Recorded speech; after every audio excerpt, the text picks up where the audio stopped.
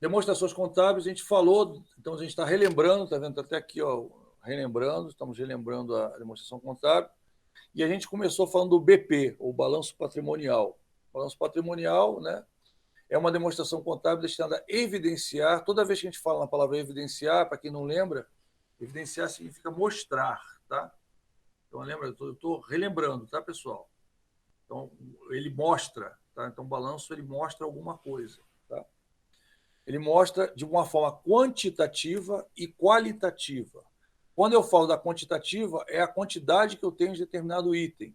Quando eu falo de qualitativa, é a discriminação de determinado item e, às vezes, a subdiscriminação. Como assim? Por exemplo, eu tenho clientes e eu posso ter uma subconta, né, uma conta com a descrição de determinados clientes, que sejam mais importantes, ou até de todos, um por um. Eu posso ter uma conta de cada cliente dentro da empresa, né? E aquela conta tem um número. E aí, claro, quando eu vou evidenciar no balanço, eu vou e junto essas contas num valor só, e aí vai ficar conta clientes com valor. Mas internamente eu tenho essa abertura para saber de quanto é de cada cliente, por exemplo. Tá? Dando um exemplo para você. Então eu tenho a evidenciação quantitativa e qualitativa de uma determinada data, posição patrimonial e financeira da entidade. Então eu tenho uma foto, né? Lembrando que o balanço é uma foto passada. Por quê? Porque eu fecho o balanço do mês passado, o balancete do mês passado hoje. Por exemplo, o balanço anual, eu vou fechar esse balanço anual em final de janeiro, início de fevereiro, às vezes até eu vou até meados de fevereiro. Eu tenho, se eu não me engano, dependendo da empresa, eu tenho até dia 15 ou dia 20 de fevereiro para fechar o balanço anual da empresa e publicar. Entendeu? Dependendo do tipo de empresa. A empresa que eu trabalhava, como eu já falei com vocês, eu tinha até o dia 20 de fevereiro para fechar o balanço de dezembro. Né? E eu trabalhava também no fechamento, eu trabalhava no fechamento do balancete diário e ajudava muito a outra equipe a fazer o fechamento do balanço semestral e o balanço anual do lugar que eu trabalhava, da empresa que eu trabalhava. E são tantas emoções, né? Aquilo que eu comento com você, plagiando até um grande cantor, né? São tantas emoções, bicho, são muitas emoções fechar um balanço. São mesmo, muitas emoções, né? Porque você descobre coisas que você nem imagina. E aí a ideia é evitar descobrir essas coisas. Como é que você evita descobrir essas coisas todas? Fazendo balancete. Né? Quanto mais balancete você faz, balancete diário, balancete semanal, balancete a cada 2 dias, balancete quinzenal, né? Dependendo do tipo de empresa, dependendo do fluxo, claro. Quanto maior o fluxo, maior a necessidade de balancete. Tá? Já falei para você. E no final do período você vai fechar o balanço. Pode ser semestral, pode ser anual. Né? Normalmente o máximo do período é anual. Todo ano a empresa tem que fazer o seu balanço, né, e publicar ou divulgar. Pode ser publicado em papel, no jornal ou no Diário Oficial, ou pode ser publicado também, né, ou só dessa forma, de forma eletrônica, num site, em algum lugar, né, que divulgue esse balanço. Mas tem que ser divulgado, tá certo? Tem que ser público, principalmente se você for uma sociedade anônima ou uma empresa que tenha capital na bolsa. Né? A sociedade anônima tem capital na bolsa, mas qualquer empresa que você negocie as suas ações publicamente, você precisa também publicar o balanço da empresa. Tá? É obrigatório, por lei.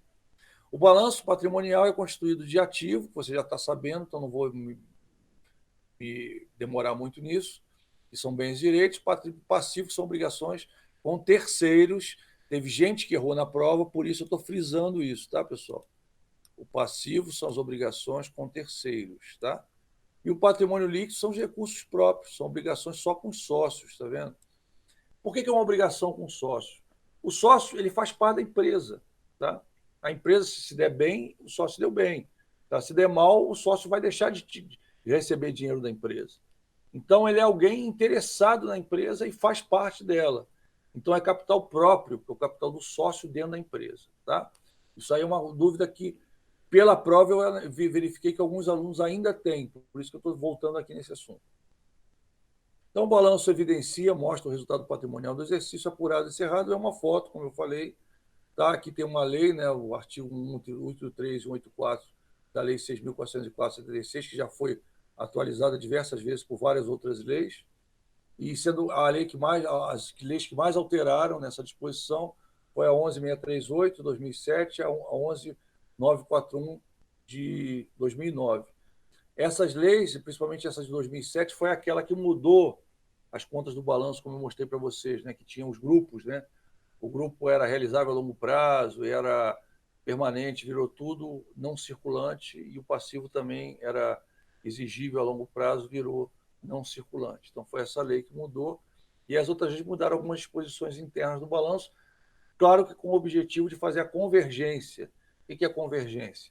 Que o nosso balanço, né, o balanço brasileiro, seja cada vez mais próximo ao balanço internacional. Então, para o investidor internacional olhar um balanço brasileiro, claro, com as contas traduzidas, né, para o inglês, e ele entender, não estou entendendo como é que a empresa está, o balanço CDR ele vai olhar e vai entender. Antigamente eles olhavam e não podiam entender, era muito diferente, tá?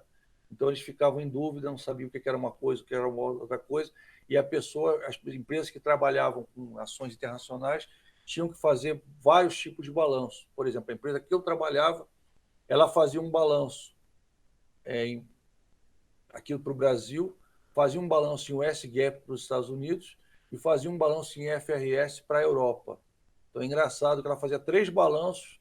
Então ela tinha, por exemplo, um prazo para entregar o balanço brasileiro, e ela já não tinha prazo para entregar os dois, mas ela acabava se forçando a fazer o prazo de 15 dias depois de entregar o balanço, né, em inglês, né, mas do formato SGAP, e fazia o balanço em FRS para entregar para Londres e também em inglês, né, para outros lugares da Europa que tinha também algum tipo de negociação ou tinha um escritório lá.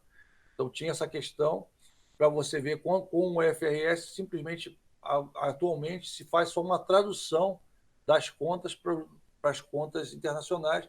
Em alguns casos, por exemplo, o Fair e outras coisas mais que vocês vão ver ao longo do seu curso, é que há uma diferença de cálculo, né?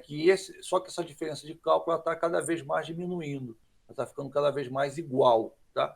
Que depende de lei, depende de você reconhecer determinados ativos de uma forma, são reconhecidos de outra, uma série de coisinhas assim, mas que já está muito adiantado, né? A gente crê que em breve a convergência seja de 100%, tá?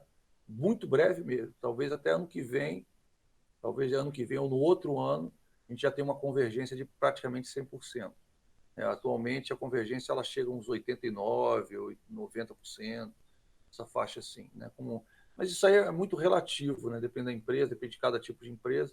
Então, para você entender que já está quase lá, falta muito pouco, mas hoje já se entende, o investidor internacional já olha para o balanço nosso, já entende que no passado não entendia. Hoje ele já olha e já entende, assim como a gente também vê balanços de outras empresas estrangeiras e já entende também. Você, quando tem a noção do balanço brasileiro hoje, por causa da convergência, você já consegue entender o balanço dos outros, né? Representa uma análise cuidadosa de saldos de todas as contas, foi alterada para a disposição tal, a gente já falou, vamos lá.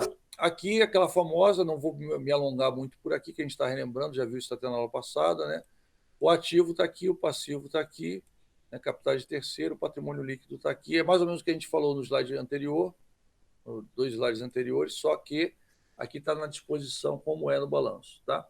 Lembrando que no passivo tem as fontes, as origens de recursos para a empresa, tá? E o ativo tem os recursos que já vieram daqui, tá? Então o recurso eles vêm de fora da empresa, é registrado no passivo, tá?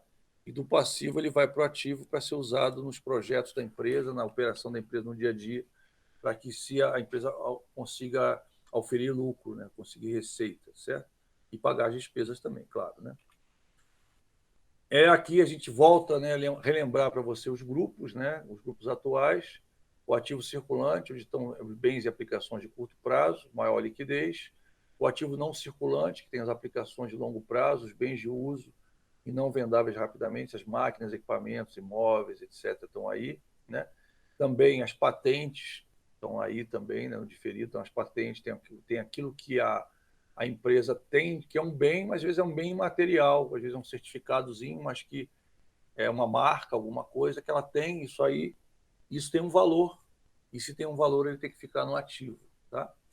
E você tem o passivo, no passivo circulante tem as obrigações quanto a empresa deve para terceiros, tá? Eu estou frisando isso, pessoal, porque teve gente que errou na prova, então estou frisando isso bastante para você não.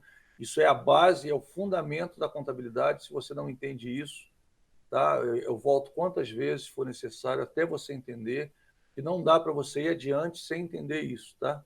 Estou falando para você que isso é básico. Você tem que saber a natureza da conta e saber de onde ela vem para você saber como é que você vai contabilizar. Você não sabe a natureza da conta, não sabe aonde ela está, não sabe o que ela quer dizer, o que ela significa, você não vai saber contabilidade, entendeu? Simples assim. Então é uma coisa que a gente tem que prezar, é entender essa questão, tá? Ou seja, onde a conta está. Por isso que a gente fez duas questões na prova, né? Que são questões práticas sobre isso. É muito importante que você tenha, né? E teve aluno que errou, né? Infelizmente teve aluno que errou. Eu achei que agora a maioria ia dizer, que beleza, não aguento mais, é muito fácil, para com isso, professor. Não, teve aluno que errou, porque realmente não entendeu isso aqui, então a gente explica quantas vezes for necessário, por isso que a gente tinha falado bem rapidamente de balanço, quando a gente começou a entrar em demonstração financeira, né, demonstração contábil, a gente falou rapidinho, e eu agora estou falando mais para fundo, para não ter dúvida, tá certo? Então, passivo não circulante, né, são as obrigações de fonte de longo prazo. Falei que tem uma relação, né, isso aqui tem relação com isso aqui tem relação com isso, tá? Falei também que isso aqui tem relação com isso, né? Tem relação com isso aqui também, tá? Porque o capital social, entrou o dinheiro aqui, capital social, esse dinheiro eu vou usar para comprar as coisas da empresa, comprar os bens, comprar os equipamentos aqui embaixo, né? Comprar mercadoria para poder vender. Então, por exemplo, para eu abrir a minha empresa, eu preciso de um capital, né? Que o pessoal até tinha um grupo, né? Não sei se você lembra, tem um grupo dos anos 80, que eu acho que até canta até hoje, chamado Capital Inicial, né? O capital inicial nada mais é do que o capital social.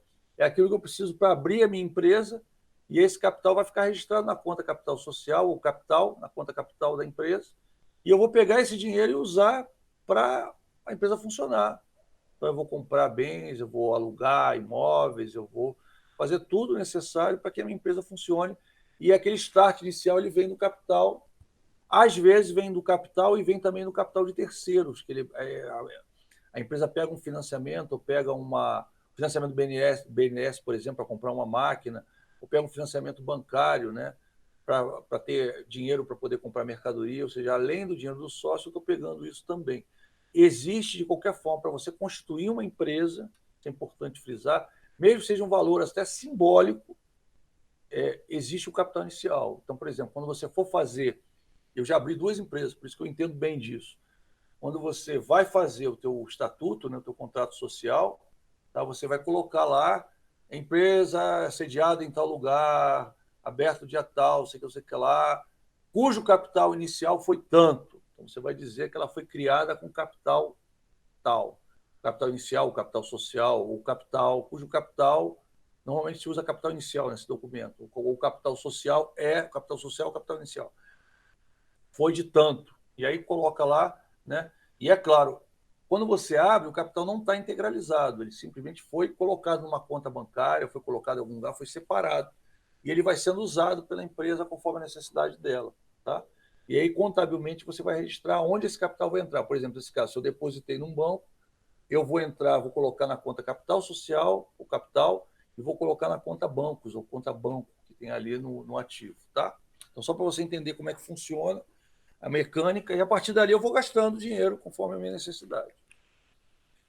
Aqui a gente já falou bastante sobre isso também, né? Mas aqui são uns exemplos de contas, aqui estão as principais contas. Por exemplo, por que você vai estar falando, professor, porque eu não entendi, por que são as principais contas?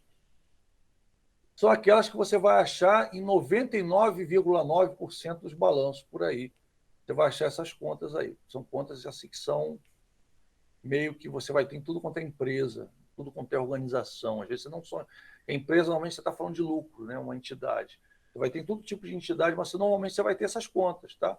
Por exemplo, quase toda entidade vai ter caixa, concorda? Precisa de dinheiro para pagar conta, precisa de dinheiro para. Mesmo que ela não tenha lucro, ela vai ter caixa. Contas a receber, algumas pode ser que não tenha, mas a maioria pode ser que tenha. Se ela vender alguma coisa, se ela prestar algum serviço, ela vai ter uma conta a receber. Essa conta a receber, se ela tiver uma valorização, ou uma desvalorização, eu tenho que ter um ajuste. Até o ajuste, até às vezes, alguém que não pague. Eu tenho que ter uma conta para ajustar essa conta, né? A conta estoque, se ela trabalhar com mercadoria, né? Mesma coisa. no circulante, no não circulante, coisa que eu tenho para receber a longo prazo, uma aplicação, um investimento, alguma coisa assim. Se eu tenho uma participação com uma outra empresa, né? Se eu comprei uma loja, tem alguma coisa, né? A questão também das marcas e patentes, e, claro, vou ter ajustes desses valores, né? Eu posso ter um ajuste imóvel, posso ter um ajuste do intangível, da minha marca, etc. Posso ter um ajuste de uma conta que eu tenho a receber, que o cara vai pagar juros, ou vai pagar alguma coisa, eu vou lançar, eu não posso lançar na conta principal, eu tenho que lançar na conta de ajuste. Mesma coisa no passivo, né? Eu tenho tributos a recolher, fornecedores, empréstimos bancários de curto prazo, e eu tenho os ajustes que esses podem sofrer, alguns juros, alguma multa, alguma coisa, ou até uma valorização, uma desvalorização, às vezes um subsídio governamental, eu vou jogar nessas contas de ajuste. Passivo não circulante, empréstimos bancários de longo prazo, financiamentos, né? Mesma coisa, eu posso ter um ajuste. Aqui, normalmente, eu tenho, né? Porque ao longo do tempo os índices mudam, as coisas mudam, eu vou ter ajustes, né? Com certeza. O capital social, que eu falei para você, que toda empresa tem que ter, tá? Porque quando ela é aberta, eu coloco esse capital, só que depois que ele é absorvido pela empresa, eu digo que esse capital foi integralizado. Então, eu vou ter uma subconta, que é capital integralizado, e outra subconta, que é capital a integralizar. Se eu já integralizei tudo, vai estar na conta de capital integralizado. É uma subconta dessa, né? Ou seja, você vai ter essa conta, que é a macro, e vai ter embaixo as contas que vão somadas dar aquele valor, tá? A gente vai falar um pouco disso quando a gente fala de plano de contas, né? A gente vai falar depois, em breve, bem em breve. Aguarde que é bem breve. Depois que a gente falar desses assuntos aqui, das demonstrações contábeis, a gente deve falar sobre isso. Equivalente de caixa. Aqui eu faço um adendo, né? Volta a dizer, a gente já explicou isso aqui. Eu estou explicando de novo, eu tenho certeza que a gente vai colocar isso na prova, na menção 3, vai ter prova, né, na menção 3, vai ter aluno errando. Então, eu estou explicando mais uma vez o que é. O que é o equivalente de caixa? É o dinheiro que você dispõe na mão, que a empresa dispõe na mão, para gastar. Então, por exemplo, dinheiro na tua mão, no caixa, no cofre da tua empresa, é uma disponibilidade, é um equivalente de caixa. Né? É dinheiro, certo? Então, está lá. Está no cofre, mas é dinheiro. Está num cofre num banco, é dinheiro. Né? Está numa aplicação financeira. É dinheiro. Você pode sacar a aplicação financeira e pegar o dinheiro. Tá? A qualquer momento. Você vou perder os juros, mas o dinheiro está lá, você vai pegar e ter acesso ao dinheiro. Isso é que eu quero que você entenda. Então, o equivalente de caixa é o que está na sua mão ou que você pode pegar rápido. Aí, uma vez, um cara falou assim, e o ouro? Ele é o equivalente de caixa ou não? O que vocês acham? É equivalente de caixa ou não? A empresa tinha investimento em ouro. Qualquer um de vocês pode responder aí. Investimento em ouro é o equivalente de caixa? Se a empresa tiver ouro no cofre, é equivalente de caixa ou não?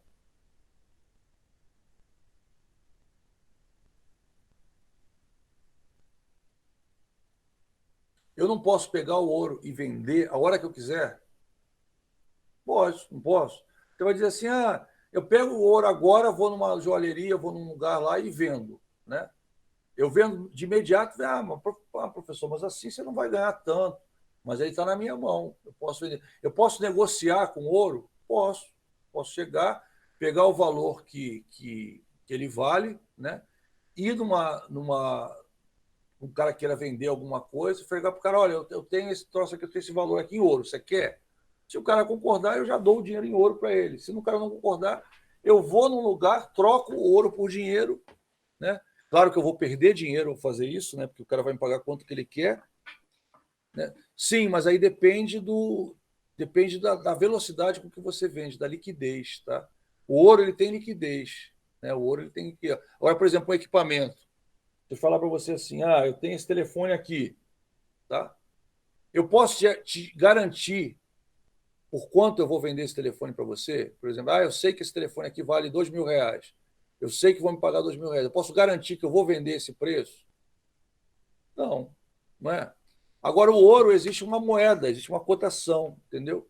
O ouro tem uma cotação, assim como o dólar. O dólar também é equivalente de caixa. Por quê? Existe uma cotação em dólar, tá? Então, o que acontece? Todas essas coisas que têm cotação, dólar, euro, ouro, eles são equivalentes de caixa, ou seja, eu posso considerar como equivalente de caixa. Por quê? Porque existe um valor aproximado de mercado desse item, né? E se eu levar nos lugares certos, eu posso vender, certo? Então, ele é um dinheiro que está na minha mão, assim como a aplicação financeira. Agora, lembrando, só para você ter, aplicação financeira, existem aplicações financeiras que você não pode pegar, né? Você comprou, por exemplo, uma letra do Tesouro Nacional, comprou. Você tem um prazo para pegar aquela letra, tá? Ah, mas e se eu quiser pegar antes? Você vai ter que vender para um terceiro. Ela não tem liquidez. Você vai ter que anunciar, vender para um terceiro, o cara vai oferecer, não tem, o valor de mercado pode variar muito. Isso aí não é equivalente de caixa. Toda vez que o valor pode variar, que você não tem uma referência, ele não é considerado equivalente de caixa. Para você ter uma ideia, quase 90% dos concursos que você tem, as pessoas têm alguma questão sobre equivalente de caixa. E a maioria das pessoas erram e colocam coisas que não têm liquidez. Por exemplo, uma aplicação bancária. Se não for um CDB ou um RDB, isso é uma aplicação normal que você tem, tá? Uma conta remunerada. Você não pode pegar o dinheiro na hora que você quiser sacar? Pode. Se você pode pegar o dinheiro na hora que você quiser e sacar, ou pegar a hora que você quiser e vender, e conseguir vender na hora pelo um preço que você tem ideia, ele é um equivalente de caixa. Tá? Essa é a questão. Tá? Um bem não vai ser. Por quê? Porque você tem o aspecto negocial. Ora, eu não sei o preço dele, por exemplo, um carro, né, vamos dizer assim. Um carro tem mas tem a tabela FIP, professor. Você já conseguiu vender um carro na tabela FIP? Eu nunca consegui. Sempre foi abaixo, né? Dificilmente você consegue. Porque tem um arranhãozinho assim. Então o preço da tabela FIP. A empresa que diz que paga para você, às vezes, quando uma concessionária fala, eu pago para essa tabela FIP, você vai ver que, na verdade, ela está te dando um desconto no preço do carro novo. Né? Então, isso tudo a gente tem que considerar. Tá? Então, para você ver que equivalente de caixa não é tão fácil quanto as pessoas pensam que é. A pessoa tem que sempre pensar, eu posso transformar rápido em dinheiro? Se eu puder transformar rápido em dinheiro, ou seja, a liquidez for bruta, eu puder negociar com aquilo, né, diretamente, de uma forma rápida, com um valor de mercado, né, aí eu tenho uma tendência a ser um equivalente de caixa. Né, porque eu não dependo, né, eu posso vender, eu posso usar aquilo. Se já não é tão fácil assim, aí já não é um equivalente de caixa. Tá? Por isso que eu trouxe esse slide para você. O equivalente de caixa é aquilo que tem liquidez imediata, que eu posso vender agora, se eu quiser. Eu tenho um negócio que eu posso vender agora. Eu não dependo de que alguém esteja interessado, não dependo nada disso. Eu vou lá e, por exemplo, você tem dólar na mão. Né? Se você for numa casa de câmbio agora, a casa de câmbio vai te comprar o dólar. Concorda comigo? Não tem qualquer casa. Mas vai pagar menos, vai pagar. Tudo bem, mas você tem uma cotação de compra. Então, se tem uma cotação de compra, ele vai comprar aquela cotação de compra. Ele vai chegar para você e falar: a cotação é tanto, você vai ver na internet, vai lá e o cara vai te pagar isso. Inclusive, não sei se você já olhou, tem um por lugar, né?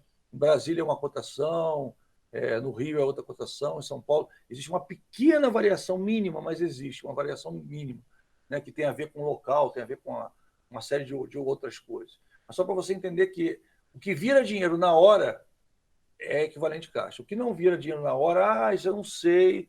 Se você tem dúvida, não deve ser equivalente caixa, tá? Só para você ver, eu quis relembrar, só para a gente não ter dúvida com relação a isso.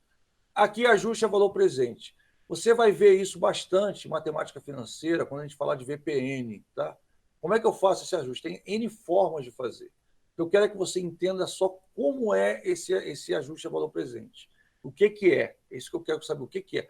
Como você vai calcular depende do bem, depende do valor, depende de uma série de coisas, depende de taxa, depende, às vezes, de Selic, depende de uma série de coisas para você calcular. Tá? Como você vai calcular depende do próprio bem em si, do que você está vendo. Né? Agora, o que é que eu quero que você entenda? Tá? O que é isso? Esse foi o último slide que a gente viu na aula passada, por isso que eu estou frisando mais. Tá? Então, vamos lá. Você comprou uma coisa, né? A empresa comprou uma mercadoria para pagar em vezes, por exemplo. Então, tem uma mercadoria e ela vai ter que pagar aquela mercadoria em vezes. Então, tem aqui esse desenho que você está vendo, tá? Você está vendo esse desenho. Então, o cara vai pagar em 8 vezes, tá? Essa mercadoria, certo? O que você vai fazer? Você vai ter que verificar os juros, né? Caso tenha, hoje em dia não tem mais, se tivesse correção monetária, antigamente tinha correção monetária. Você tem que ver isso. E aí você fazer no teu cálculo de forma que, se eu fosse pagar tudo à vista hoje, quanto é que esse valor que eu vou pagar em 8 vezes representaria? Tá? Então, você vai trazer isso ao valor presente, que a gente chama. Você vai pegar a 8ª prestação e falar quanto é que vale para mim a oitava prestação que eu vou pagar daqui a 8 meses? Quanto é que vale para mim hoje? Quanto é que vale a sétima hoje? Quanto é que vale a sexta hoje? Quanto é que vale a quinta hoje? Quanto é que vale a quarta hoje? Quanto é que vale a terceira hoje? Quanto é que vale a segunda hoje? E a de hoje, que é a de hoje, você sabe quanto vale. Você vai fazer isso e vai ver o valor que você tem. Ou seja, uma coisa que você comprou a R$ 1.000, que você vai pagar em 8 vezes, na verdade, aquela coisa não vale R$ 1.000. Ela vale um pouco menos, né? Para você, talvez valha um pouco mais que você está pagando. Para a pessoa que vai receber, vai valer um pouco menos. Tá? Então, por exemplo, você vai comprar um carro financiado, só para você entender a mecânica. Aí você vai, se você fosse pagar à vista, você pagaria 40 mil pelo carro. Pum! Carro, né? Popular, tá? Um carro popular. Vai pagar 40 mil pelo carro. Pau! Pagou lá no pau. Se você for pagar a prazo, você vai fazer a continha, você vai ver que não vai pagar 40 mil. Você vai pagar 50, 55, 60. Só para você ter uma ideia, na época de inflação galopante, né, uma vez eu comprei um carro, precisei comprar um carro rápido, porque o carro estava muito ruim. E aí eu fui fazer as contas na hora de comprar e eu vi que eu ia pagar quase o dobro do valor do carro, né? Se eu fosse trazer aquilo. Ah, porque por causa de juros, por causa de uma série de coisas que tinha na época. Aí eu desisti. Eu falei, não, deixa eu ficar com isso aqui, consertar, eu não vou pagar 2 vezes, vou pagar 2 carros, né? E esse cálculo a gente tem que fazer também para a empresa. Ou seja, quanto será que custa esse bem, ou essa mercadoria, essa coisa que eu estou comprando, se eu for pagar a prazo, né? Então, o valor atual de uma dívida que eu irei receber daqui a algum tempo, né? O cliente deve o pagamento de uma mercadoria que vai pagar em 8 vezes, né? Totalizando. Se eu precisasse desse valor hoje, quanto eu valeria? Isso aí é importante. Eu tenho que pensar nessa questão, tá? Quanto aquilo vale para mim naquele momento. É claro que eu vou registrar aquilo pelo valor que eu comprei, pelo que eu efetivamente paguei. Então, por exemplo, 8 prestações, e o total era R$ 1.000, eu vou registrar com R$ 1.000. Mas o que vai acontecer? Eu vou ter que ter uma conta de reajuste para dizer quanto aquele bem efetivamente vai me custar. Tá? Para na hora que eu vender, eu não ser cobrado de imposto em cima daquilo que, na verdade, eu não recebi. Né? Então, isso tudo, a ideia é você se preocupar com isso. Então, pensa bem, pensa no teu imposto de renda pessoa física, né? Aí você vende uma casa, por exemplo. Aí a casa você comprou lá em 1990, por exemplo. Teu pai comprou, alguém comprou em 1990 a casa. E aí você comprou a casa naquela época, em 1990, valia, sei lá, US$ 30.000, um exemplo. Aí você calcula, o dólar valia R$ 2 na época, tá? Aí valia o quê? Se era US$ 30.000, valia 60 mil, por exemplo, né? Aí você vê hoje, o dólar está 5. Então, se você for em dólar, ela não vale mais 60 mil, né? Ela vale hoje quanto? 150 mil, a mesma casa. Aí você vende a casa por 170. Já pensou se você fosse pagar imposto sobre os 30 mil que você comprou naquela época? Você praticamente ia pagar uma fortuna, né? Então você precisa da atualização monetária da casa para quê? Para quando você for vender a casa, né? Você não ser cobrado do imposto em cima sobre algo que não existe, porque a casa foi valorizando ao longo do tempo, né? Só que você não gastou, você não pagou aquela valorização, né? Não pagou para ela ter sido valorizada. Então, existe um sistema compensatório, né, que você tem que pensar, não, quanto a casa vale hoje? A casa vale 150. Eu estou vendendo por 160, eu tenho que pagar imposto sobre os 10 mil. Tá? Isso para você entender, né? É um exemplo que eu estou dando para você entender. Espero que você tenha entendido. Tudo bem aqui, pessoal? Tudo entendido? Podemos ir adiante?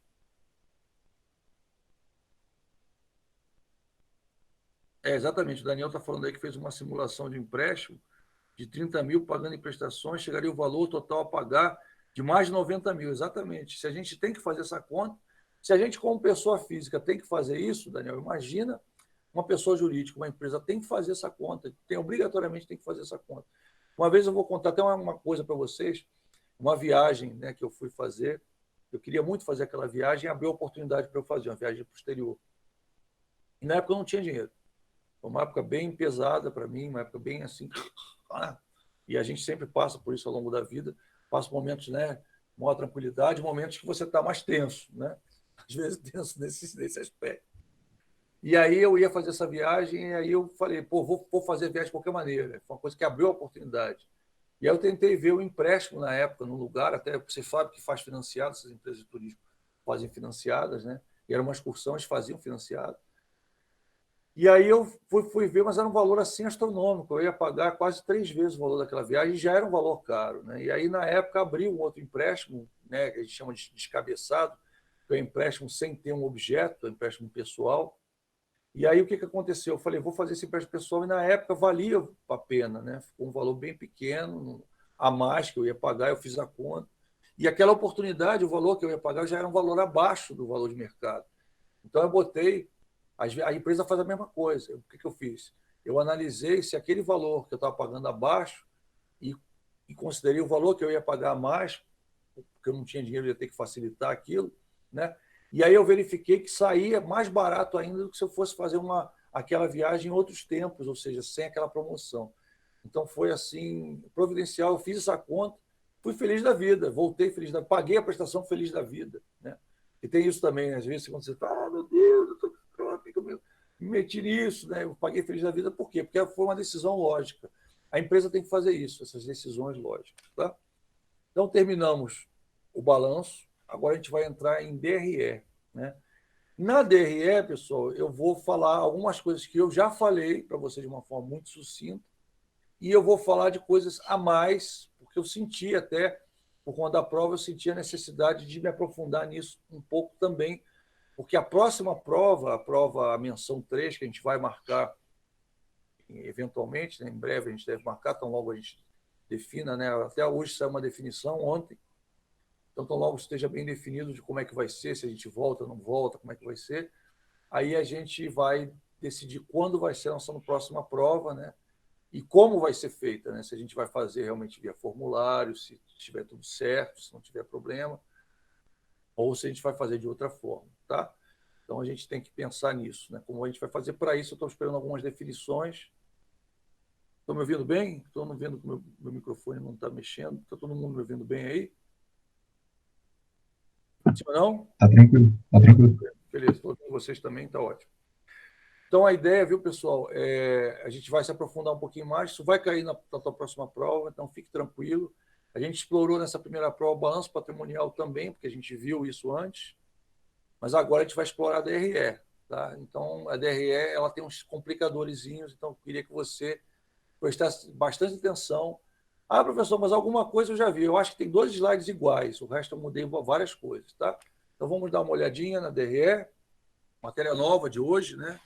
Eu falo, professor, mas você já mostrou, DRE, eu já mostrei por alto, agora vamos mostrar mais a fundo, entendeu? Eu mostrei por alto antes da prova, mas eu quero mostrar mais a fundo para você entender. Lembrando que a visão dessa nossa disciplina está muito ligada à análise, não está muito ligada à construção da DRE. Mas você precisa saber um pouco de construção para poder analisar. Se você não souber como é que você monta, você não vai. Se você não souber como é que você monta a DRE, como é que você vai analisar? Então, é preciso que você entenda um pouquinho, tá? Então, vamos lá. Demonstração do resultado do exercício, que também pode ser conhecida como demonstração do resultado do período, tá? O exercício e período é praticamente a mesma coisa, sendo que o exercício ele tem uma conotação legal, uma conotação jurídica, tá? Enquanto que o período ele tem uma conotação gerencial, tá?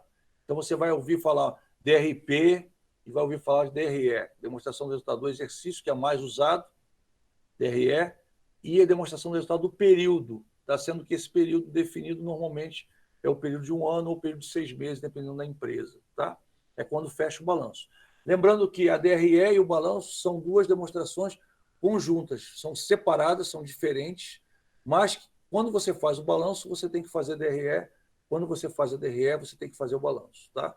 Elas andam juntas, andam uma do lado da outra, tá? E é claro, quando você faz essas duas, você tem que fazer também as notas explicativas, que vão explicar as diferenças que ocorrem em uma ou em outra, tá? A gente vai falar um pouquinho, eu vou falando de nota explicativa, é o último assunto que a gente vai ver nas demonstrações contábeis. Eu vou falar de uma forma sucinta que vocês já vão ver alguma coisinha, tá? Uma coisa que eu queria, viu, pessoal, que vocês fizessem, se vocês pudessem, é já começar a olhar, pegar em jornal, pegar na internet, pegar em jornal físico ou então em jornal digital, começar a olhar balanços de outras empresas, balanço de empresas, balanço de, por exemplo, de sociedade, associação, balanço de empresa que tenha fins lucrativos, de organizações sem fins lucrativos.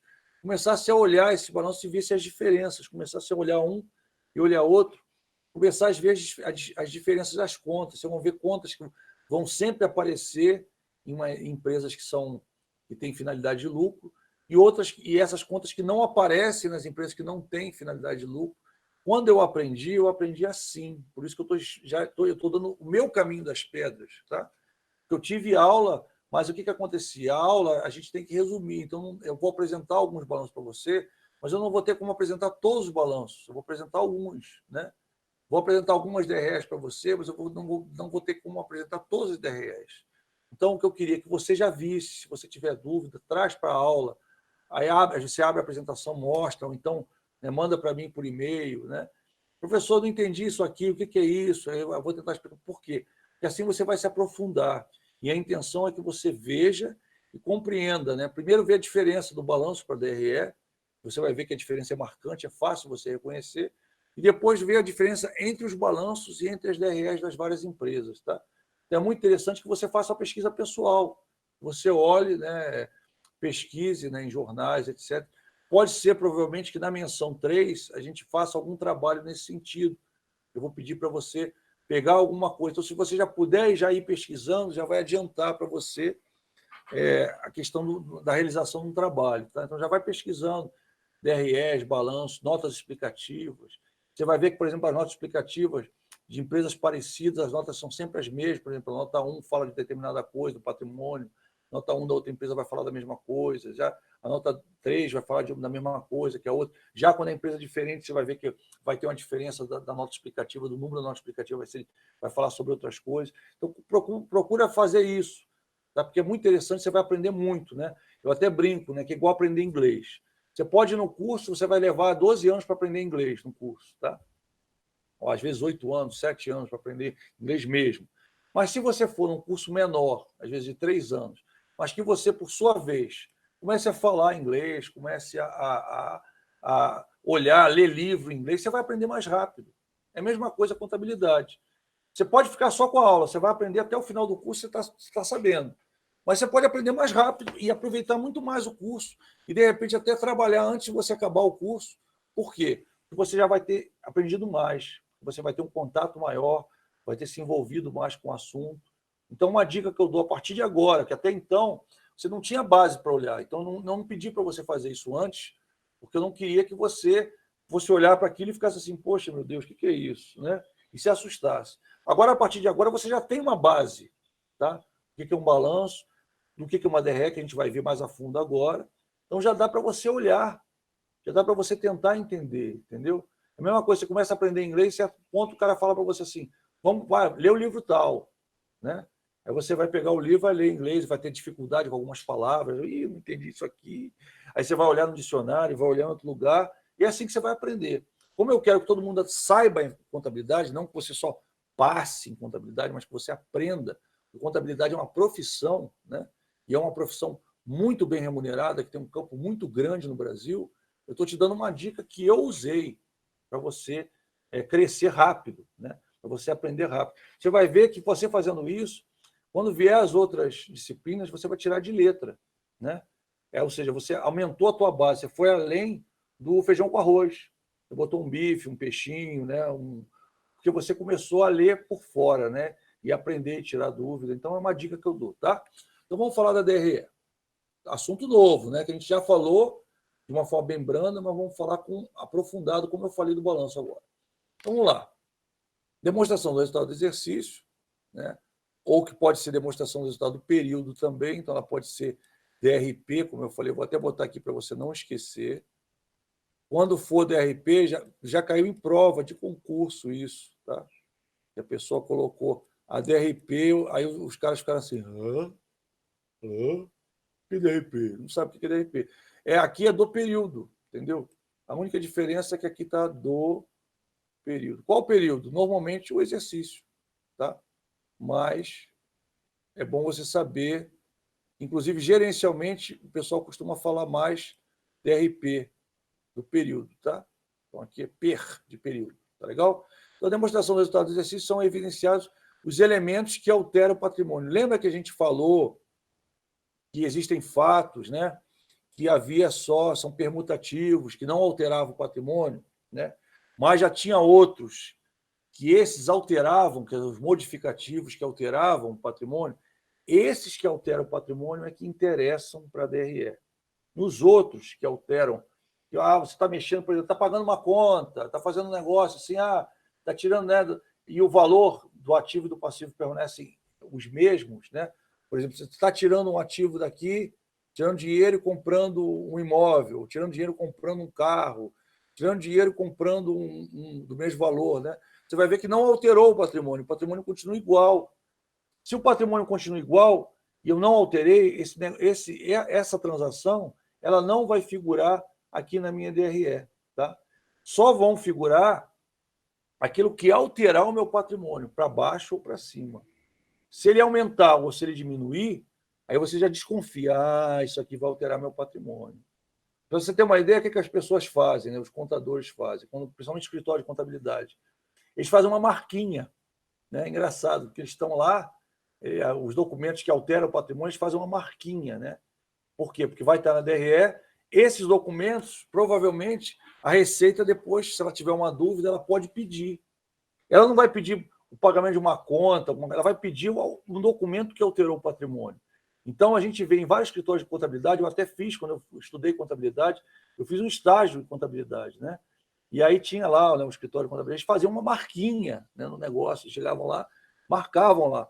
Aí eu perguntei, por que vocês estão marcando? Ninguém falava, já era assim de praxe. O cara falou, porque esse documento aqui houve, né, foi um fato, né, modificativo, então houve uma alteração de patrimônio, esse documento poderá ser cobrado pela Receita. Então eu tenho uma guarda mais cuidadosa daquele documento em relação a isso. Apesar de eu guardar todos, aquele documento eu guardava assim, de repente, na frente do lote de papel que eu estava guardando no saquinho, eu guardava sempre um destaque maior. Por quê? Porque podia ser exigido. Né? Então, esse aqui, a chave dessa frase é essa: elementos que alteram o patrimônio líquido societário. Tá? Tem como objetivo principal de ilustrar a aferição do lucro ou prejuízo, ou seja, é aquelas coisas que alteraram o meu lucro, aumentaram o meu lucro, ou reduziram o meu lucro, ou então me deram prejuízo. Né? Dentro de um exercício social. O exercício social é aquele período, né? Por exemplo, pode ser de 1 ano, pode ser de 6 meses, depende do tipo de empresa. Por exemplo, uma empresa bancária, a empresa bancária ela publica balanço semestral. Ela publica um semestral e publica um anual. Claro que o anual é mais importante, mas ela publica 2. E aí, quando ela publica o balanço, ela tem zeramento de conta. Tá? Isso que a gente tem algumas contas, por exemplo, lucros acumulados, prejuízos acumulados, algumas dessas contas são zeradas. Tá? A gente vai falar um pouco mais sobre isso, mas só para você entender que existe uma diferença básica do balancete para o balanço, que é o balanço ele tem que conter uma quantidade muito maior de contas, enquanto que o balancete eu tenho uma quantidade muito menor. A DRE eu estou fazendo junto com o meu balanço, não é com o balancete, é com o meu balanço. Por quê? Porque ao final daquele período eu apurei o meu lucro ou apurei o meu prejuízo, eu apurei o meu resultado. E eu tenho que mostrar aquele resultado. Olha, aconteceu isso. Tá? Então, essa mecânica ela faz com que a DRE seja uma demonstração que a gente chama dinâmica, porque ela está sempre variando. Se eu fosse fazer prévias de DREs, né, o que aconteceu? Eu ia ver que cada dia, às vezes diariamente, eu teria variação.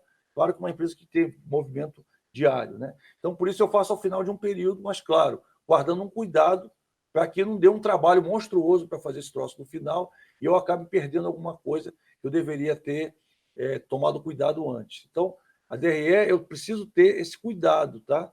Eu preciso ter para fazer a DRE, por quê? Porque a DRE ela trata do meu lucro ou trata do meu prejuízo.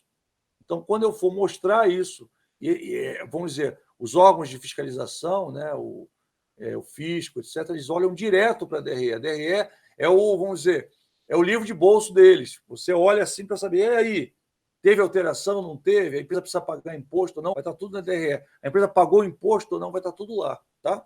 Então, é uma das demonstrações mais cuidadosas, o balanço patrimonial e a DRE, que a gente tem que ter mais cuidado para fazer, por quê? Porque se você errar alguma coisa, pode gerar uma multa por não ter pago determinado imposto, ou você pagar imposto a mais, que também é ruim, né? Vai, depois, se você pagar imposto a mais, só na justiça para você reaver o imposto pago a mais, né? Ou então você fica devendo no próximo período você recebe. Mas é difícil, tá? Não sei se acho que eu já comentei com vocês uma conta, né? Mas essa é uma conta, é outro exemplo. Quando chegar lá, eu falo uma conta que. Eu tinha uma conta no Rio, tem gás encanado, só para você não ficar no. E aí, uma vez, eu pagava R$ 6,80 de gás. Claro que faz muitos anos isso. Muitos anos. Eu pagava R$ 6 e pouco de gás. Né? Hoje em dia, eu acho que seria 60 ou R$ 100, mas na época era R$ 6,80, mais ou menos. E aí, um dia, o cara foi registrar errado lá, registrou um zero a mais, veio uma conta de R$ 600 para mim. Só para você ter uma ideia, aquela conta de R$ 600, ela dava para você pagar quase um carro velho. Você comprava aquele valor. Era um valor bem alto na época. E aí, foi logo no início do real. E aí, quer dizer, aí eu perguntei, eu liguei para lá e falei assim, vem cá, se eu tivesse posto no débito automático, o que acontecia? Claro que foi pessoal, mas só para você entender, porque o imposto é parecido às vezes, tá? Aí, se eu tivesse posto, o senhor ia ter que entrar na justiça para reaver, ou então o senhor ia ficar muito tempo sem pagar a conta. Ou se até hoje vai ficar sem pagar a conta de gás, provavelmente, tá? Mas acontece, se você pagar o imposto a mais, às vezes você consegue reaver, dependendo do imposto. Por exemplo, imposto de renda, você fica com crédito, né? Você pode pegar depois. Mas existem impostos que não. Você pagou errado, tchau, entendeu? Ah, eu paguei errado. Pois é, né? Ah, mas eu quero o dinheiro de volta. Então vai na justiça, entra, espera não sei quantos anos para reaver. Mas só para você entender que o negócio é sério. Então, a DRE você tem que ter muita atenção para fazer, né? E o balanço também. Tá? Então, considera todas as receitas, olha só, tudo que entrou, que a companhia ganhou, e às vezes você pode esquecer de alguma, né? Então, e todas as despesas da empresa durante o lapso de tempo do exercício. Então, o que acontece muitas vezes? Durante aquele exercício, você tem que pensar tudo que a empresa ganhou, que ela teve de receita, e tudo que ela teve de despesa. Tá? Então, você tem que pensar nisso, quando ela efetuou as suas transações. Continuando, opa, você paga. Não entendi. Espera aí, deixa eu. Alguém colocou uma pergunta aqui para mim? O Daniel. Se você paga a menos, rapidinho eles cobram. Isso é verdade. Tem uma multa, tá? Se cobra menos, rapidinho eles cobram e tem uma multa, né? Agora, se é para restituir, não demora isso tudo, não, mas demora, tá? Às vezes você entra em pequenas causas, demora bem menos tempo. Mas a questão é que alguns tipos de impostos tem que entrar na justiça para reaver. Tá? Não só impostos, às vezes algumas taxas, algumas sei lá, despesas, né, que você tem, às vezes despesa de luz, alguma coisa. Você gasta aquele ao dispêndio, né, você faz o pagamento, e para você reaver, às vezes demora um pouquinho, às vezes não é tão rápido assim. Por isso, você tem que ter cuidado para não errar. Né? Então, nessa hora, por isso que normalmente a gente fala que a conferência tem que ser de duas pessoas, não pode ser só de uma pessoa. Tem empresa, por exemplo, empresa pequena, que ela contrata um cara para ser contador. E aí ela não tem nem caixa para ter um auxiliar do contador. Então fica muito arriscado para ele isso. Que ele mesmo tem que fazer, ele mesmo tem que conferir. Então o percentual de risco ele é muito elevado. Nesses casos, o que a gente sugere? Eu já dei consultoria para a empresa, já falei para vocês. Nesse caso, você tem que ter uma planilha para verificar. Então o cara vai lá, tem vamos dizer, um dado dobrado, que ele vai pegar todos aqueles dados que estão no balanço, joga aquelas contas numa planilha, aquela planilha cruza as contas, e ela diz, tá certo, não está certo, está legal, não está legal. Porque às vezes você não vê, são muitas contas, você não consegue ver. Então você precisa de algo mais técnico para você verificar quando é você que faz e verifica. Né? O ideal é serem duas pessoas, porque você pode errar e você mesmo vai conferir, vai passar batido o erro. Né? Você não vai ver o próprio erro que você cometeu. Mas uma outra pessoa talvez veja algo que você não tenha visto. Então, a gente sempre recomenda que toda empresa, por menor que ela seja, tenha duas pessoas na contabilidade, até porque uma pessoa pode faltar. Ah, ela entrou de férias, ficou doente, aconteceu alguma coisa. Então, o ideal é que tenha 2 a 3 pessoas, no mínimo, na contabilidade. O ideal são 3, né? Que é o contador e 2 auxiliares, né? E um auxiliar que possa substituir o contador, ou seja, que tenha CRC também, para, na ausência do contador, ele poder assinar, né, por alguns documentos. É claro que os mais importantes o contador tem que assinar, porque existe um registro do contador em alguns órgãos, mas A ideia é que tenha essa faculdade, essa facilidade para não ter problemas mais sérios. Tá?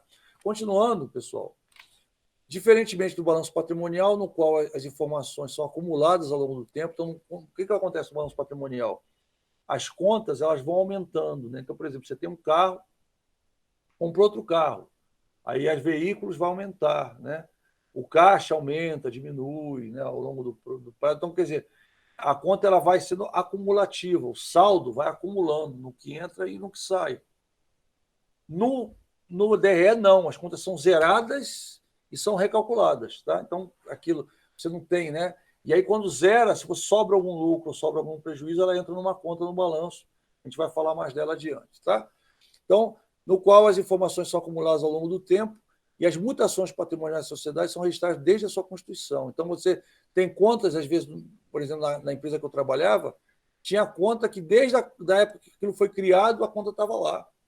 E tinha um negócio que a gente chama de estoque, que é um saldo antigo, né, muito antigo, que às vezes você não sabe nem o que é aquele saldo, que faz tantos anos, que já passou mais de 20 anos, 30 anos, e tem um saldo ali. Às vezes, um saldo muito pequeno em determinada conta, mas por você não saber o que é, você não mexe naquele saldo, você deixa lá.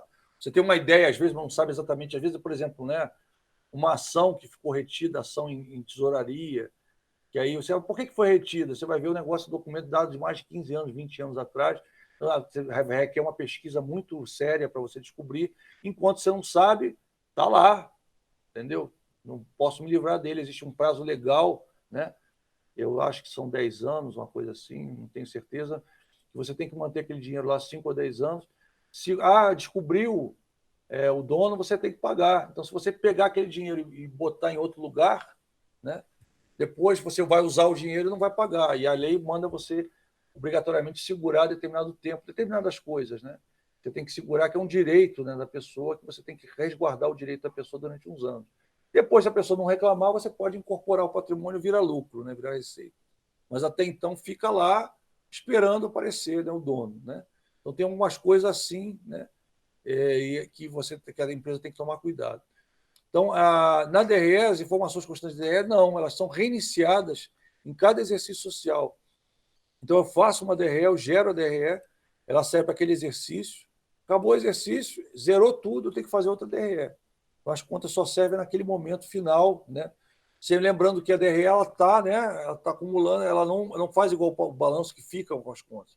Eu calculo, jogo a DRE e aquelas contas que eu usei na DRE elas são zeradas no final do período. Elas vão acumulando, né, no final do período elas são zeradas. Não uma continuidade período para período, tá? Como o balanço. O balanço de um período para o outro é uma continuidade. Por isso que você olha um balanço do lado do outro, é fácil. Porque você vê, tá vendo, a conta tal estava em 30 mil, agora está em 35. Houve um aumento de 5 mil. Tá? Então fica fácil. A DRE não, ela é recalculada. Então você só vai ver a empresa está melhorando, a empresa está piorando, mas você não sabe o que ocasionou aquilo. Né? Por isso você precisa ver o balanço e ver as notas explicativas. A gente vai falar mais disso adiante. Tá? Então, assim pode-se dizer que a demonstração do resultado do exercício é uma demonstração dinâmica, porque as contas são zeradas e voltam a ser calculadas, a qual difere do balanço patrimonial, porque esse último, né, remete a um determinado momento da entidade. Então, lembra, tem uma acompanhando, né? Então, eu estou vendo a conta subir, a conta descer, então, estou tirando uma foto ali, a conta subiu, pá, a conta desceu, o valor da conta subiu, o valor da conta desceu, o valor... Então, eu estou vendo, né, uma evolução no balanço. Enquanto que a DRE, não, eu montei, coloquei, beleza, entendeu? Aí tem que montar a próxima, é mais ou menos assim. Né? O balanço patrimonial é uma demonstração estática, então ela vai ficando ao longo do tempo. Você consegue ver, né? É como se fosse, eu brinco, como se fosse uma novela, né? Uma novela, você acompanha a novela, quem gosta de ver novela, não sei se algum de vocês gosta, mas é o que acontece, você perdeu lá 5, 6 capítulos, você vai assistir, você entende as coisas como é que estão. Porque o fulano estava gostando da ciclana, e agora ele está com a fulana, e agora... Entendeu? Aí você tem uma noção. Se você perder um dia da novela, você não fica, o que aconteceu? Você tem uma noção, né? Você não fica desesperado. É a mesma coisa do balanço. Você perdeu o balanço de um período, mas você pegou do outro, você entendeu na análise, né? Você não precisa ficar acompanhando. As DREs, você tem que acompanhar para ver se a empresa está melhorando, se está piorando, se ela está oscilando, né? Então, tem uma coisa que não é de continuidade, mas daquele ponto, né, em si, ou seja, de como é que ela está naquele momento, tá? Então, é interessante. A DRE e o balanço patrimonial são elaborados em conjunto. Então, aquilo que eu falei para você no início. Eu não faço uma DRE sozinha e não faço um balanço patrimonial sozinho. Por quê? Porque a DRE vai ter coisas que ela aproveitou do balanço e jogou ali para fazer. E no final da DRE, algumas coisas que estão no final vão voltar para o balanço, tá? De alguma forma, eu vou mostrar para vocês, tá? Quando a gente chegar lá. Tá bom? Aqui um pouquinho de lei, um pouquinho de história, né? Para a gente ver. Deve ser estruturada conforme o artigo 187 da lei tal, que já foi, vocês viram lá que já teve 2 ajustes nessa lei. É composta de contas de resultados e patrimoniais, ou seja, participações de resultado, prêmios de emissão de debêntures, né? Debênture, como eu falei para você, é uma dívida que a pessoa tem direto com a empresa, né? Então a empresa emite um título de dívida, que é um debênture, a pessoa interessada compra aquele debênture e no final daquele prazo a empresa garante a compra daquele debênture da pessoa. A pessoa pode negociar durante aquele prazo com outra pessoa, normalmente. Existem alguns debêntures que a pessoa não pode negociar, mas a maioria ela pode. Tá? E ela negociou aquele debênture, ou então ela guardou o tempo, acabou o tempo, ela vai com aquele debênture da empresa, a empresa paga ela aquele valor que ela pagou e mais um plus que foi contratado quando ela adquiriu o debênture. Tá? Então, é como se fosse um título representativo de uma dívida da empresa. Tá? Então, continuando aqui, cadê meu cursor? Cursor está aqui. E devem ser contabilizados como receita financeira.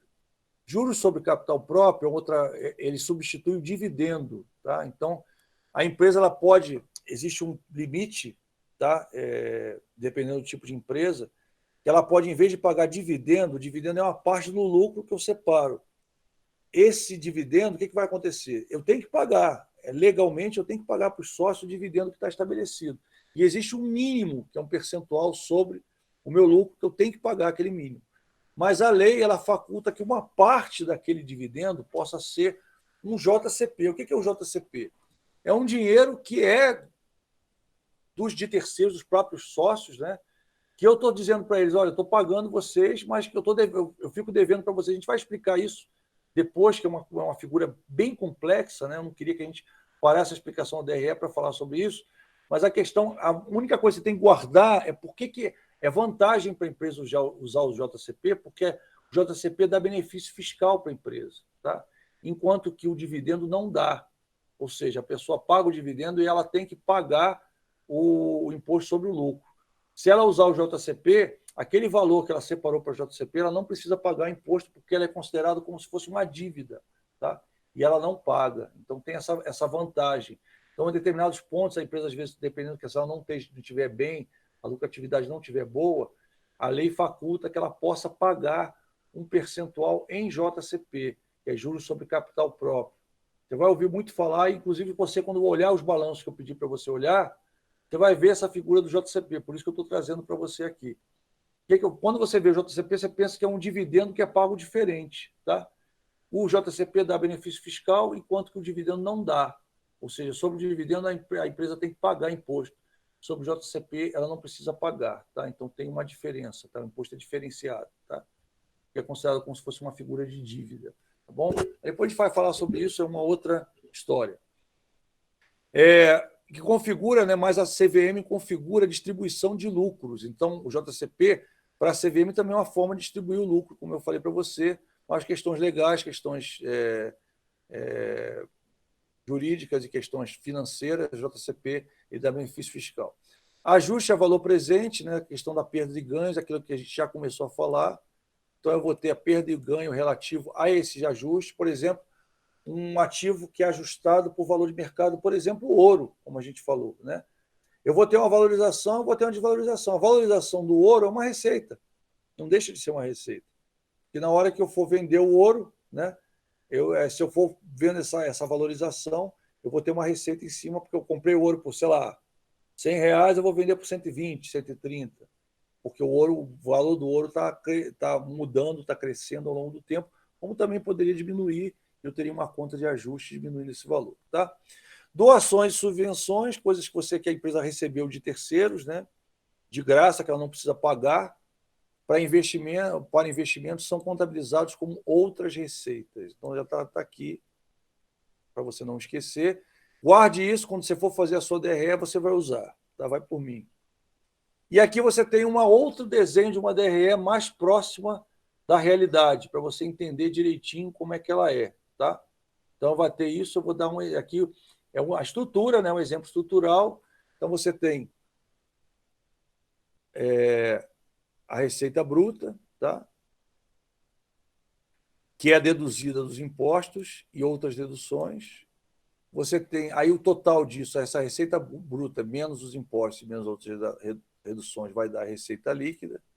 Essa receita líquida eu vou deduzir os custos de serviços prestados e os custos de mercadorias vendidas, e eu vou chegar ao lucro bruto, ou lucro operacional bruto da empresa, tá? O lucro bruto da empresa.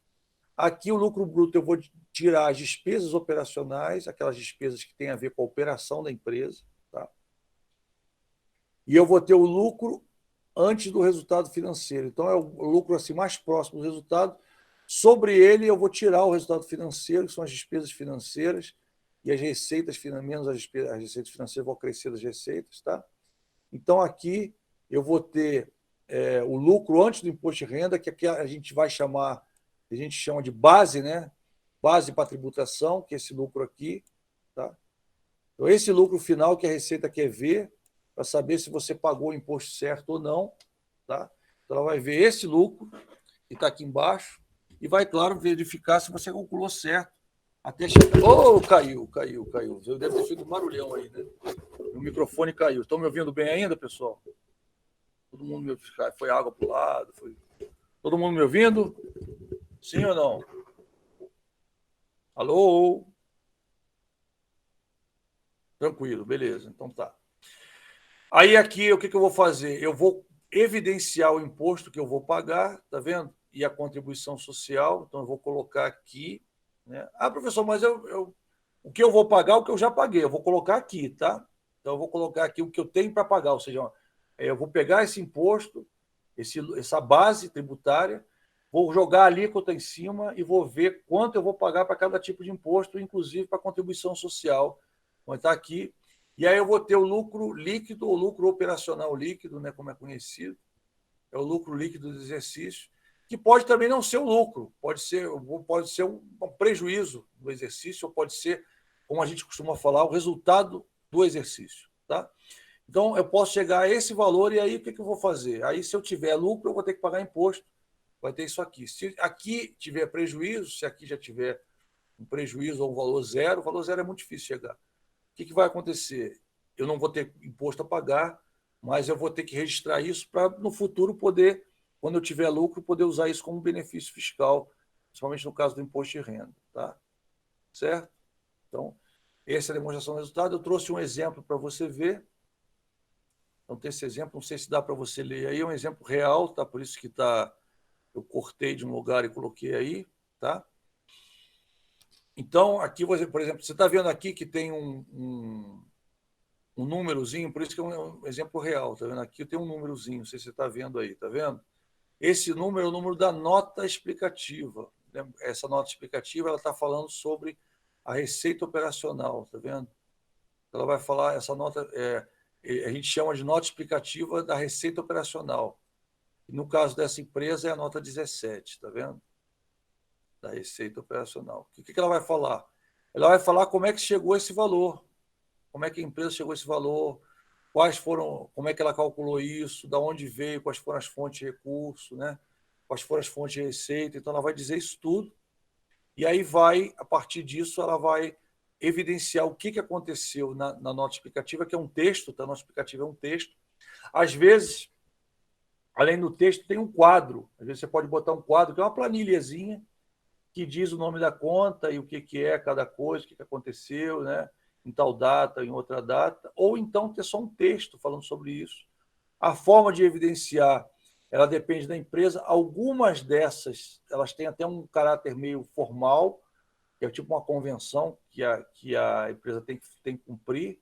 Por exemplo, né, a instituição bancária, em determinadas notas, ela tem que fazer quadros, né? Por exemplo, aqui na Receita Operacional, ela é um quadro que ela faz, né? Mas as outras empresas não basta um textozinho que foi explicando isso que resolve, tá? Porque fica mais claro, né? Evidenciar por um quadro. Custos dos produtos vendidos, aqui vão estar os custos, está vendo, desses produtos, tá? Tá vendo? Então, isso aqui, se você considerar, é uma despesa, mas é uma despesa que tem a ver, é um custo, né? Porque é um dispêndio, perdão, a palavra correta é essa. É um dispêndio, que é um dinheiro que sai da empresa, mas como ela está atrelada ao produto vendido, ou seja, eu só gasto se eu vender o produto, então ela a gente chama de uma despesa operacional, perdão, um desembolso operacional, ou seja, a empresa, se ela vender mais, ela vai ter mais custo em relação a isso. Se ela vender menos, ela vai ter menos custo, né? Então ela varia de acordo com a produção, né? Ou seja, no caso com a revenda, né? Então, ela revender mais, ela, claro, vai ter um maior custo da mercadoria vendida, um maior custo dos produtos vendidos, mas isso é bom para ela, porque ela vai ter também maior lucro, ela vai estar oferindo receita também, né? Aí aqui eu chego ao lucro bruto, tá vendo? Tem um lucro bruto aqui, tá? Aqui esse custo também é evidenciado por outra nota explicativa, tá? Outra nota explicativa aqui, nota explicativa dos custos, tá? Então, vou ter uma nota explicativa específica falando desses custos. O lucro bruto está aqui evidenciado, está vendo? Tem dois períodos, tem um período atual e o período do ano passado, então isso foi feito no final de um balanço, no final de um período, então é uma DRE mesmo, de final de exercício, tá? Porque eu tenho o exercício anual aqui, tá vendo? O exercício anual de 2011, o exercício anual de 2012. Aqui eu tenho as despesas, eu tenho despesas com vendas, que eu estou colocando aqui, tá vendo? As despesas administrativas e gerais, que eu estou colocando aqui, tá? Tá vendo? Aqui está em sinal negativo, porque ela vai diminuir desse valor, tá vendo? Já diminuiu aqui, tá? E outras receitas ou despesas operacionais, no caso aqui, como está negativo, foram despesas operacionais, tá?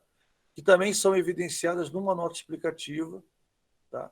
Eu gosto de trazer esses exemplos reais, viu, pessoal?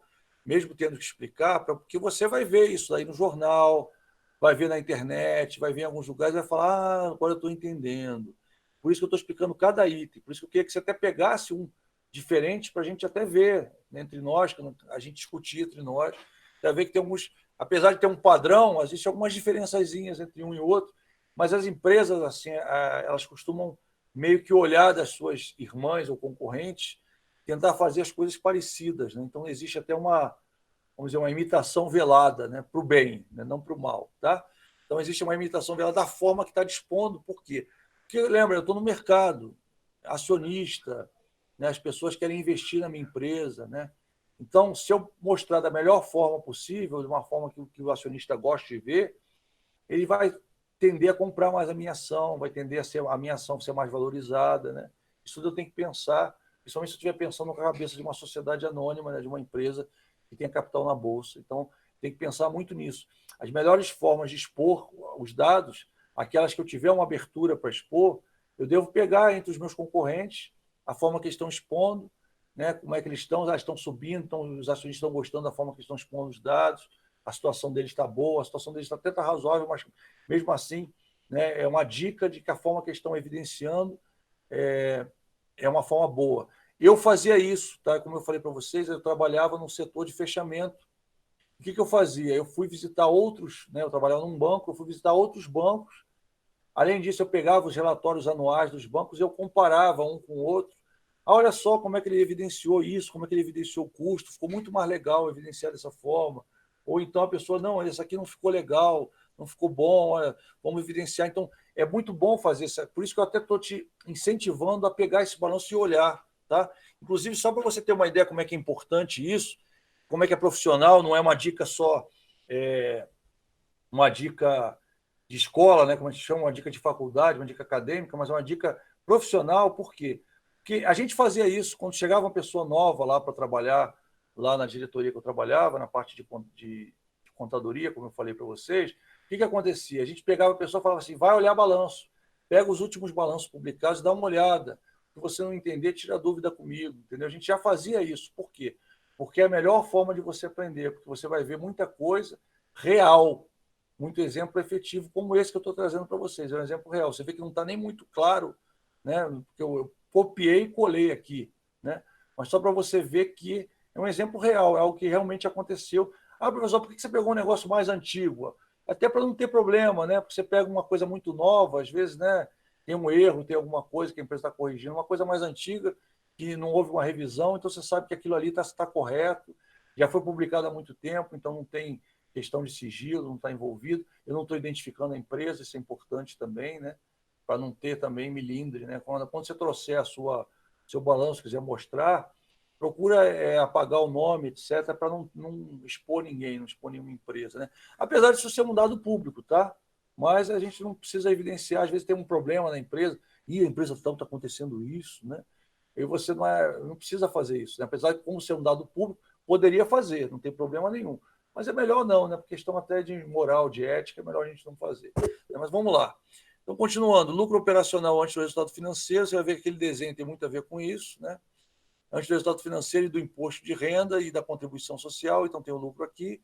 E, é claro, o resultado financeiro está aqui, despesas financeiras, receitas financeiras, também são expostas na nota explicativa 19, tá vendo? Tá? Lucro antes do imposto de renda, tá vendo? E contribuição social, aí você tem o imposto de renda e contribuição social. Toda vez que você vê essa siglazinha 8B, existe uma nota explicativa sobre o imposto de renda. E por que B? Porque a nota normalmente ela tem uma parte de cima que fala uma coisa, tá? E tem uma parte de baixo que fala outra coisa. Ou tem duas letras, ela tem a letra A e a letra B, né? Normalmente, às vezes, tem esses dois blocos e fala letra A, letra B. Então, está se referindo só ao lado B dessa nota explicativa, que pode ser, normalmente, essa nota ela costuma ser um demonstrativo, né? Uma planilha, né? Tem assim, tipo uma tabela, vamos dizer assim.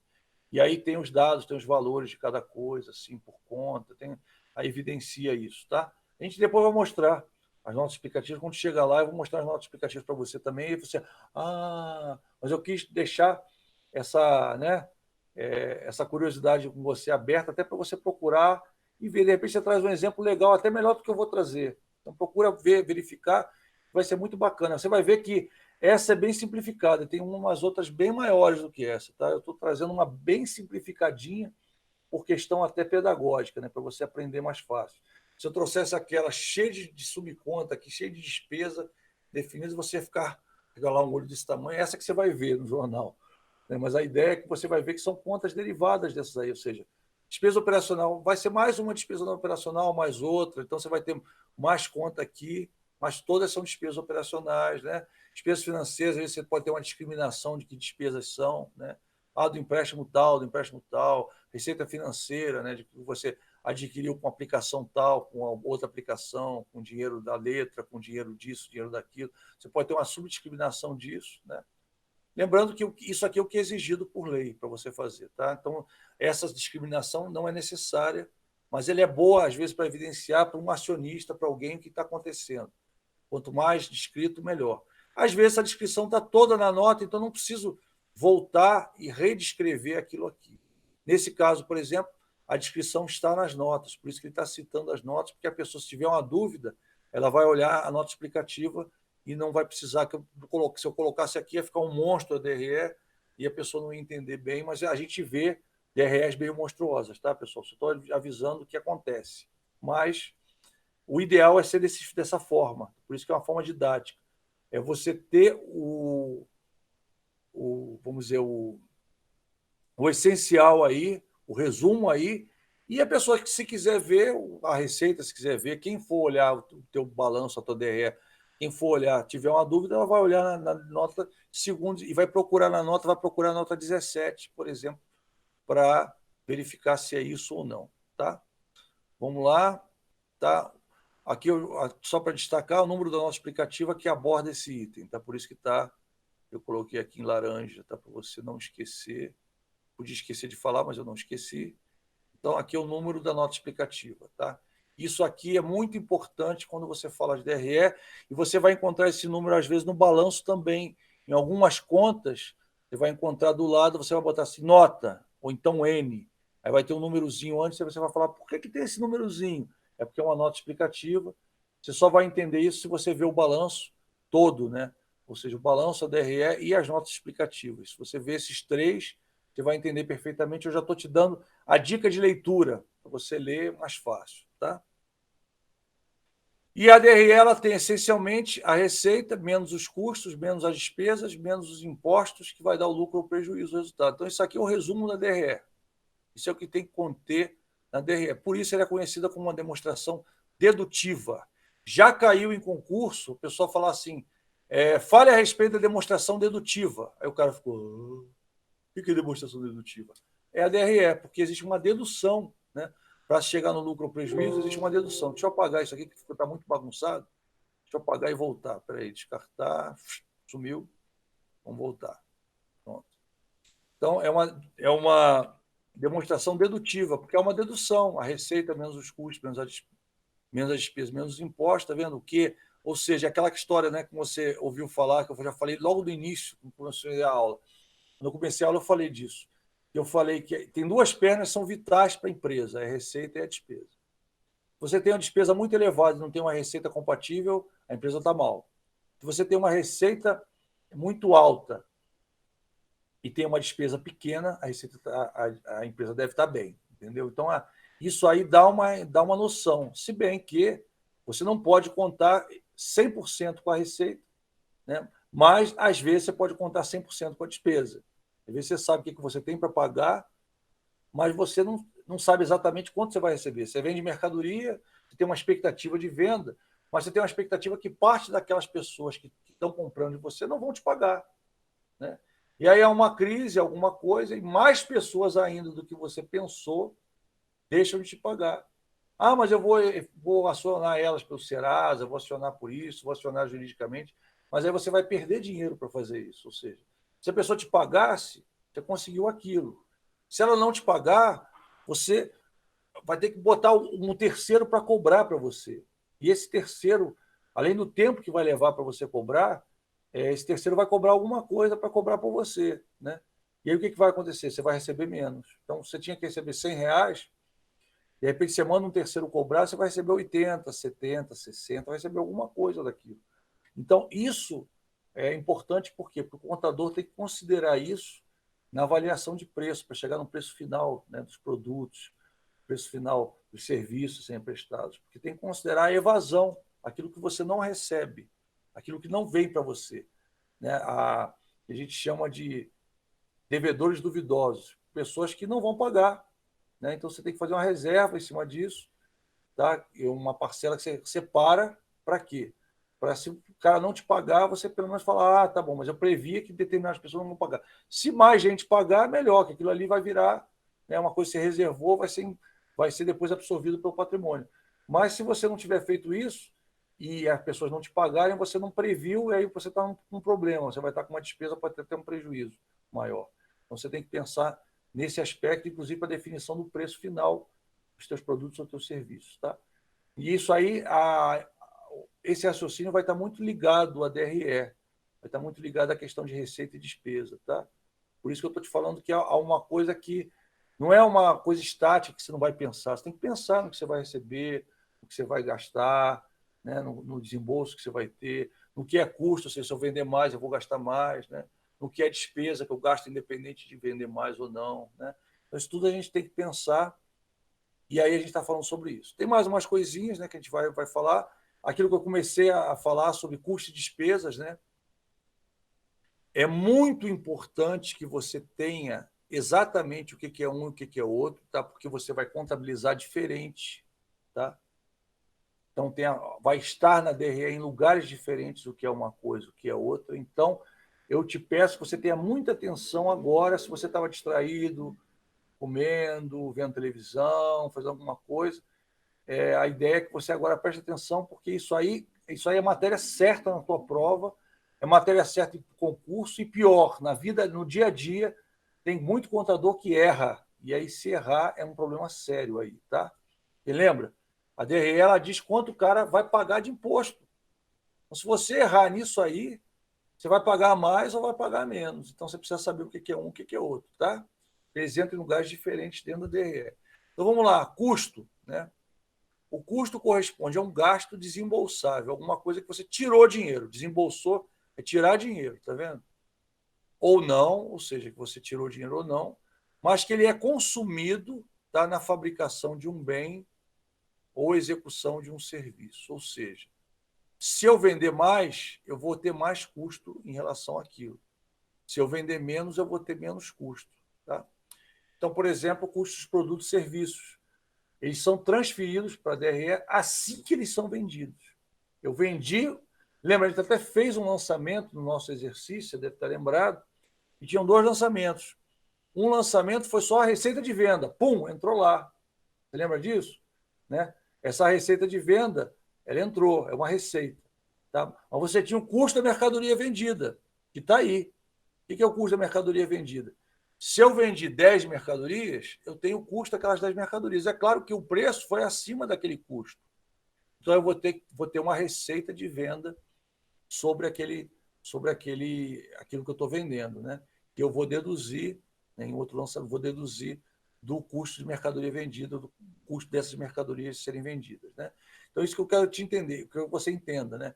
O custo ele caminha junto com a venda. No caso, eu estou vendo mais, o custo aumenta. Eu vendo mais, o custo aumenta. Eu vendo mais, o custo aumenta, entendeu? Então, ele caminha junto, né? Porque ele é consumido na fabricação, né? na venda, né? Na revenda de um bem ou na execução de um serviço, né? E ele é transferido, eu estou frisando isso aqui, é transferido para a DRE logo quando ele é vendido. Aqui é logo quando ele é vendido. Tá? Vendeu, tem que transferir. Agora, eu tenho do outro lado a despesa. Olha só como a despesa é muito diferente. Tá? Dizem respeito a todos os gastos que são desembolsáveis ou não que são consumidos com a finalidade de gerar receita. Tá? Então, olha só, essa como é que eu posso dizer? É a definição acadêmica disso, do que é uma despesa. Tá? Mas só para você entender, o que é uma despesa?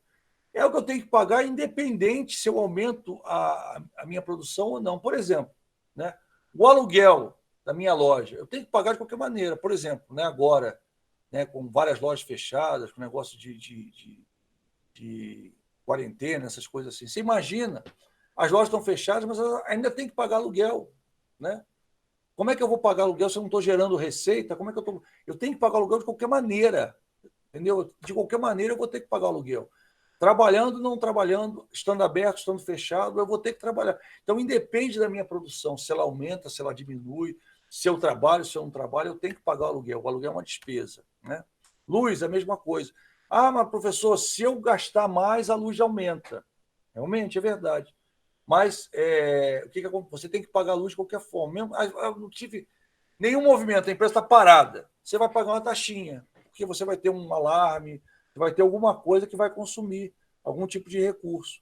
Ou seja, nesse caso da luz, há uma variação, mas não é uma variação direta. Então, para você entender, mas uma despesa está mais ligada ao aluguel, tá? Para você entender, é mais fácil compreender o aluguel. O aluguel, por exemplo, você alugou uma loja num shopping, vamos dar um exemplo agora.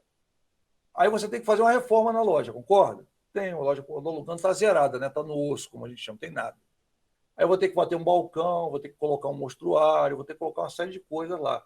Esse tempo que eu estou levando para fazer a obra no shopping e colocar essas coisas, o que está acontecendo? Eu estou pagando aluguel. Ah, mas eu não tenho cliente, não está vindo ninguém na minha loja está fechada, mas o aluguel eu tenho que pagar. Eu já aluguei a loja. Para poder fazer obra, eu aluguei a loja. Né? Às vezes eu até paguei adiantado, 2 aluguéis, dependendo do shopping, eu paguei adiantado. Né? Alguns não, alguns até dão prazo para você pagar. Mas vários deles, né, no Brasil, fazem assim: não, você aluga primeiro, paga, né? Ou então você começa a trabalhar, já está devendo aluguel. Se você não abrir a porta, né, você entrou ali, você já recebeu a chave, a partir daquele dia já está sendo cobrado aluguel, mesmo você não estando operando ainda. Né? Então aí você vai falar: ah, professor, desistir. Às vezes dá para você desistir, normalmente tem contato, não dá. Mas aqueles dias que você ficou com a chave, mesmo sem utilizar, você vai ter que pagar. Por exemplo, sobre um caso agora de uma pessoa que, um colega meu, alugou uma loja, né, para fazer pouco antes desse negócio aí. Aí quando houve, ele estava fazendo obra na loja, aí houve a pandemia e falou: ah, então tá, vou ficar mais 2 meses. Aí foi estendendo o prazo. O que ele fez? Ele preferiu desfazer o compromisso. Ele foi para o cara e falou assim: não sei quanto tempo vai demorar, eu vou desfazer o compromisso. Ele foi lá, conseguiu cancelar o contrato, até por tudo, né, que está acontecendo. Ele conseguiu, mas os dias que ele ficou com a chave, ele teve que pagar. Por quê? Porque era uma despesa. Tá? Isso que eu quero que você entenda. Tá? A despesa independe da produção, independe da operação da empresa. Tá? Já o custo não, ele varia de acordo. Isso aqui eu estou frisando muito, pessoal, porque muita gente erra, e eu vou te falar, na menção 3 vai cair uma questão de custo e despesa. Tá? Pode ter certeza que vai cair para você reconhecer se aquilo é um custo ou se aquilo é uma despesa. Tá? Então, preste atenção que isso é muito importante, por quê? Se você vai contabilizar em lugares diferentes, de formas diferentes. Por isso que é importante você saber. Vamos voltar aqui, olha só a diferença. Eles estão relacionados com as áreas comerciais e as áreas administrativas. O aluguel está com a área administrativa. Né? Por exemplo, a área comercial, você pode ter um fixo que você paga para o vendedor. Se ele vendeu ou não, você tem que pagar aquele fixo. Aquele fixo independe dele vender ou não. Então, ele é uma despesa. Tá? Certo? A comissão dele é um custo. Professor, por quê? Porque se ele vender mais, ele ganha. Né? Se ele vender menos, ele não ganha. Então, é isso que eu quero que você entenda. Existe uma relação direta. É claro que, nesse caso, né, tem uma série de coisas que a gente tem que analisar. A empresa é uma empresa de revenda, uma série de coisas, então tem que ser analisado esse aspecto. Tá? Mas só para você entender que o custo tem a ver com a operação, enquanto que a despesa você vai ter de qualquer maneira. Tá? Agora, a despesa é do período. Então, existe aquele princípio da competência. Tá? Ou seja, aquela despesa que eu gastei, o aluguel, né, que eu estou devendo desse mês, eu vou pagar no mês seguinte, mas eu vou registrar naquele mês que eu estou devendo aluguel. Então, o princípio da competência está muito junto com a despesa. Tá? Isso que eu quero que você entenda, não esqueça. Tá? A gente vai falar mais disso adiante, vamos fazer até exercício sobre isso. Fica tranquilo, mas a ideia é que você entenda essa diferença. Pessoal, já tem... Não é 11h15 que vocês têm que fazer? Calma, calma, ainda tem mais 3 minutos ainda. Calma, vai chegar lá, calma. Né? Achei engraçado, né? Porque na prova teve gente que nem respondeu presente, foi fazer a prova e nem deu presente, sabia? Está adiantado, Rafael, está adiantado. Tem que colocar certinho. Aqui está 11h12. Deixa eu ver o meu celular. 11h12 também, 11h12, tá? Então, só para você entender como é que o negócio é sério, tá? Calma, Gustavo, calma, rapaz, calma, espera um pouquinho. Falta 2 minutos. Quando faltar 5 certinho, já começa, tá? Ficar todo mundo junto fica mais fácil de eu conferir depois, tá? Então, olha só para você entender, tá legal, pessoal? Isso aí é uma coisa que muita gente contabiliza errado. Por isso que eu estou chamando tanta atenção para você. Todo mundo, é tudo despesa. Não é. Custo tem a ver com a produção, ele é contabilizado de um jeito. Despesa independe da produção, é contabilizado de outro. Tá? Isso é importante e figura no DRE de forma diferente. Existem 2 tipos de DRE. Tá? A DRE legal, que ela é obrigatória, que você tem que fazer, né? É utilizada para fins legais, e uma outra DRE, que é aquela que você vê em exercício, que você vê em administração financeira, em contabilidade financeira, que é uma DRE gerencial. O que ela verifica? Ela verifica se a empresa, aquele dado gerencial que você vai dar para o board da empresa, para o grupo decisor, para saber se pode decidir determinadas coisas ou não. Então, você pode, a DRE legal, você é obrigado a fazer uma vez por ano, no final do período, você é obrigado a fazer, às vezes 2 vezes por ano, dependendo do tipo de empresa, né, quando tem balanço semestral, mas a DRE legal ela é obrigatória, então você tem que fazer daquele jeito, daquele formato, como está aqui, receita, custo, lucro bruto, despesa, lucro operacional. Esse aí é o nosso formato, é o que a gente vai explorar mais no nosso curso aqui, na nossa disciplina, porque é aquilo que o contador é obrigado a fazer. Mas eu quis mostrar para você que existe uma outra DRE, que é a DRE gerencial, e tem empresas que fazem. Essa DRE gerencial ela não é feita só na época do balanço, ela é feita sempre. Tem até sistemas que geram essa DRE. A hora que o cara quer, o cara clica um botão, ele gera aquela foto naquele momento, daquela situação como está da empresa, e aí imprime, leva para o board da empresa decidir, olhar e decidir se ele vai fazer ou não vai fazer. Então, essa gerencial ela é diferente. Tá? Ela trata... Agora sim, pessoal, agora sim, 11h15, pode dar presente aí. Presente agora...